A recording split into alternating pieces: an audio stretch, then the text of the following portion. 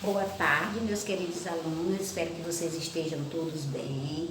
E logo, logo estaremos na nossa sala de aula, de uma forma presencial. Hoje a nossa aula vai ser sobre regência nominal. O que vem ser regência nominal?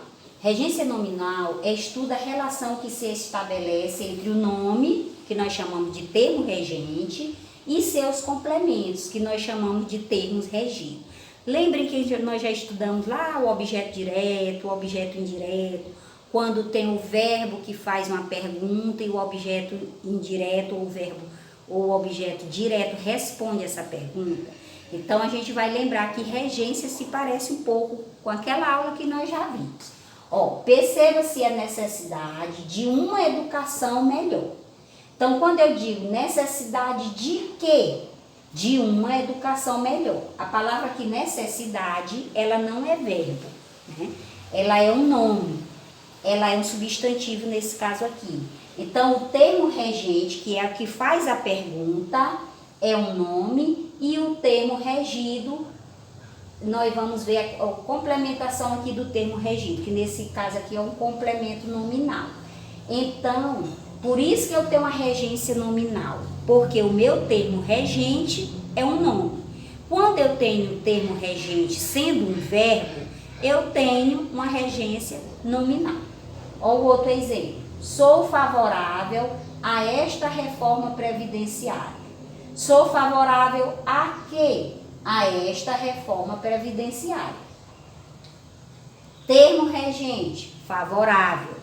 Termo regido, a esta reforma previdenciária. Então, a palavra, o termo regente aí foi um nome, né? E o meu termo regido aqui é o complemento nominal.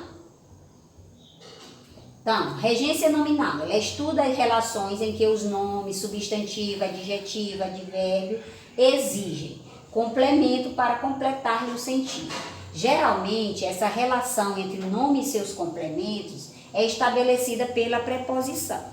Então, a gente vai ver que nós temos sempre a preposição, na maioria das vezes, que completam esse termo regente. Aí a gente tem que perceber qual é a preposição que eu vou usar. Será se é o a? Será se é o de? Será se é o com? Será se é o sobre? São essas regências aí que a gente tem que tentar entender bem para aprender, para quando for escrever uma redação, uma dissertação, você saber qual a preposição que você vai usar nesse momento. Então, quando eu digo, Joana é capaz de fazer qualquer coisa pela mãe, né? Capaz de quê? De fazer qualquer coisa pela mãe. Olha como apareceu ali a preposição de.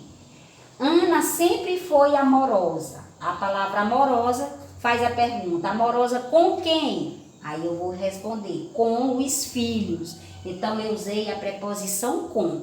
Não é qualquer preposição que eu posso colocar aqui, porque não iria dar certo e o sentido ficaria errado.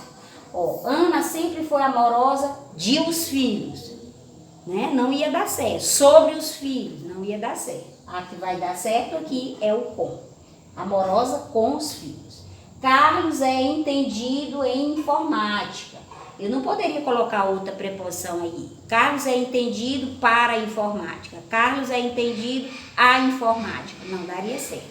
A mais correta é em. Então, essa preocupação que a gente tem que ter em relação à regência nominal. Qual é a preposição que eu vou usar? Há termos que, para formar sentido, existem a presença de outros termos. Quando um verbo exige a presença de um termo, ocorre a regência verbal, foi o que eu já falei. Comprei um carro. Aqui a palavra comprei, o verbo é de comprei o quê? Um carro. Quem é que está fazendo a pergunta? Quem está exigindo um complemento aí? É um verbo. Logo, eu tenho uma regência aí verbal. Quando for um nome, eu vou ter uma regência nominal. Quando o nome, substantivo, adjetivo ou advérbio exige a presença de um termo, ocorre a regência nominal. Olha, existem várias regências, nós não podemos decorar todas, nós temos que saber as mais usadas, porque existem até dicionários de regência.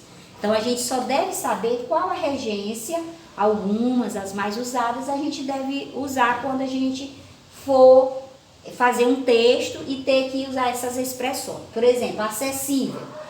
Se eu for fazer uma frase com a palavra acessível, eu só posso usar a preposição a. Com a palavra acostumado, eu posso usar a preposição a ou com. Acostumada a tal situação, acostumada com a situação. Então, eu posso usar essas duas, vai depender do contexto. Agradável, eu só posso usar o a.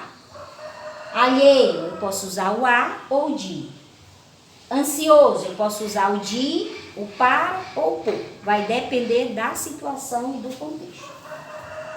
Então, a nossa aula foi essa. Eu espero que vocês tenham gostado. E vocês irão fazer atividade de gramática na página 80 a 82. Boa tarde.